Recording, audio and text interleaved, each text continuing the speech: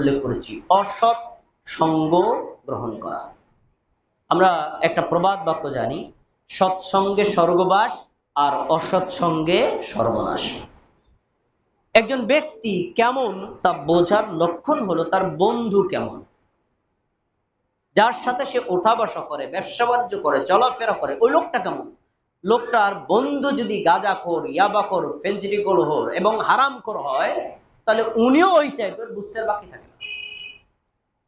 আর লোকটার বন্ধু যদি তাকওয়াবান হয়, সালাত আদায় করি হয়, আল্লাহকে ভয় করে, আল্লাহর ইবাদত করে, আল্লাহর আনুগত্য করে, হালাল হারাম তমিজ করে করে চলে, এই টাইপের হয়, তাহলে বোঝা যাবে এই লোকটাও এরকম। কারণ অন্যায়কারী ব্যক্তি ন্যায়বান ব্যক্তির সাথে সম্পৃক্ত থাকতে পারে না, আর ন্যায়বান ব্যক্তি একজন তাকওয়াবান ব্যক্তি বেঈমানের সাথে মিশে থাকতে পারে না। তাই আমাদের সকলের উচিত সৎসঙ্গ গ্রহণ করা। এটাকেই আরবিতে বলা হয়েছে সুহবাতে সলিহিন, নেককারদের সঙ্গে অবলম্বন করা। আলহামদুলিল্লাহ, আল্লাহ তাআলার অপার দয়া, আমরা ভেজালের বিভ্রান্ত জালের মায়াজালের মধ্য থেকে সঠিক দিন গ্রহণ করেছি, এটা আল্লাহর দয়া। সঠিক দিন গ্রহণ করার পরে আপনি সঠিক দিনের উপর অটল অবিচল থাকতে চাইলে আপনাকে সৎসঙ্গ গ্রহণ করে সৎসঙ্গ ব্যক্তিদের সাথে সম্পৃক্ত হতে হবে, নাহলে আপনি গোমরা হবেন। আসুন কয়েকজন ব্যক্তির দৃষ্টান্ত দেয়। একজন ব্যক্তির নাম আমি বলছি না, পরিচয় বললে গীবত হবে, তাই না। একজন জনৈক অবসরপ্রাপ্ত সেনা সদস্য, এক সময় তিনি বিদেশে গেলেন মিশনে।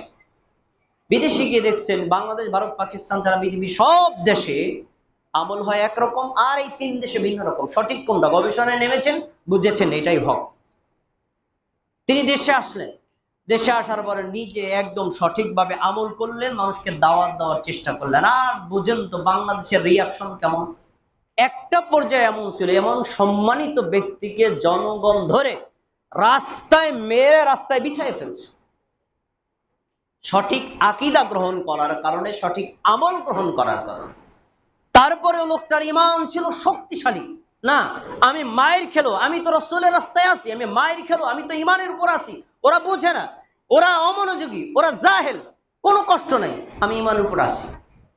এত বড় শক্তিশালী ঈমানদার ব্যক্তি কিছুদিন পর চিন্তা করলেন, না একটু রাজনীতি করা দরকার। তা কি করি, বোনকে দিয়ে শুরু করে, নিজের বোনকে উপজেলা চেয়ারম্যানে দাঁড় করাইছে। তিনি আবার রাজনীতির মাঠে ভোট চাইতে নামলেন। কিছুদিন পর নিজেও নির্বাচন করার নিয়ত করলেন। এরপরে রাজনীতির দলের সাথে সম্পৃক্ত হয়ে গেলেন। সহি আকীদা চলে গেল, সহি আমল চলে গেল, মানুষের সাথে মিশে গেল। একটা পর্যায়ে এসে আবার সাবেক স্থানে ফিরে গেছে। আপনাদের কাছে জিজ্ঞাসা, ঈমান লোকটার আগের থেকে কমছে না বাড়ছে? কেন কমছে? সোহবতে সলিহিন ত্যাগ করার কারণে। 2, জনৈক ব্যক্তি একটা সময় মাযহাবের মধ্যে ডুবন্ত ছিলেন। তিনি দেখলেন মাযহাবের বহু আমল দলিলের বাইরে, দলিল তালাশ করতে গিয়ে দেখলেন না, সালফে সালিহিন না যে মানহাজের উপর আছেন এটাই সঠিক। তিনি আহলুল হাদিসের রাস্তায় আসলেন, কোরআন সুন্নাহ অনুযায়ী আমল করা শুরু করলেন। আমাদের ওয়াজ মাহফিল উপস্থিত থাকতেন, আমাদের খুতবায় উপস্থিত থাকতেন, আমাদের সাথে যোগাযোগ করতেন, বিভিন্ন মাসআলা তাআলা দলিল তালাশ করে আমল করতেন, দাওয়াত দিতেন।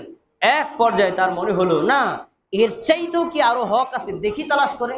দেখলো আমাদের সমাজে এক টাইপের লোক আছে, তারা বলে হাদিস মানার দরকার নাই। আরে ভাই, কোরআন ছাড়া কোনো কিছুই মানা যাবে না। আরে হাদিস অস্বীকারী লোকটা এই হাদিস অস্বীকারীদের খপ্পরে পড়ে এক পর্যায়ে আমাদের ওয়াজ শোনা বন্ধ করে দিলেন, আমাদের খুতবা শোনা বন্ধ করে দিলেন, নামাজও বন্ধ করে দিয়েছেন। এখন লোকটাকে দেখলে বোঝাই যাবে না লোকটা হিন্দু না মুসলমান। আপনার কাছে জিজ্ঞাসা, তার ঈমান আগের থেকে কমছে না বাড়ছে? কেন কমছে? সোহবতে সলিহিন ত্যাগ করার কারণে। এসব আমার বাস্তব জীবন বলে, আমি একদম রেফারেন্স বলে দিতে পারবো অমুক ব্যক্তি, কিন্তু গীবাত হওয়ার কারণে আমি নাম বলছি না। এইভাবে আরেকজন ব্যক্তির কথা শুনুন। একজন ব্যক্তি ইমামতি করতেন, হাফেজ আলেম।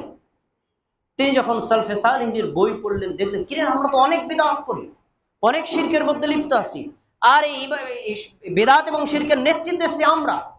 তো ঠিক আছে না, মানুষকে দেখি বোঝানোর চেষ্টা করি। তিনি যখন মসজিদের মুসল্লিদেরকে বোঝানোর চেষ্টা করলেন, মুসল্লি বললেন লোকটা আহলে হাদিস হয়ে গেছে, খেদাও তারে। সত্য কথা বললে তো ইমামতি টেকে না, উনি ইমামতি ছেড়ে দিলেন। ইমামতি করব না, তারপরে হকের উপর থাকবো, প্রয়োজনে রাস্তায় হকারি ব্যবসা করব, তারপরে আমি শিরক করব না, বেদাত করব না। এই পর্যায়ে যখন তিনি ছিলেন, ইমানটি তার কম ছিল না বেশি ছিল? বেশি ছিল। ভালো কথা। একটা পর্যায়ে তিনি ব্যবসায় এমন ভাবে যুক্ত হলেন, তিনি আমাদের ওয়াজ মাহফিলেও যান না, আমাদের জুমার খুতবাও শোনেন না, আমাদের মসজিদেও সালাত আদায় করেন না। তার পোশাকের পরিবর্তন, তার দাড়ির পরিবর্তন। এখন সে ব্যবসায় নামছে, তার দোকানে কিনতে গেলে সে আলেম না জাহেল, সে আমলদার না বেঈমান, তা বোঝারও কোনো লক্ষণ নাই। আপনাদের কাছে জিজ্ঞাসা, লোকটার ইমান বর্তমানে কমছে না বাড়ছে?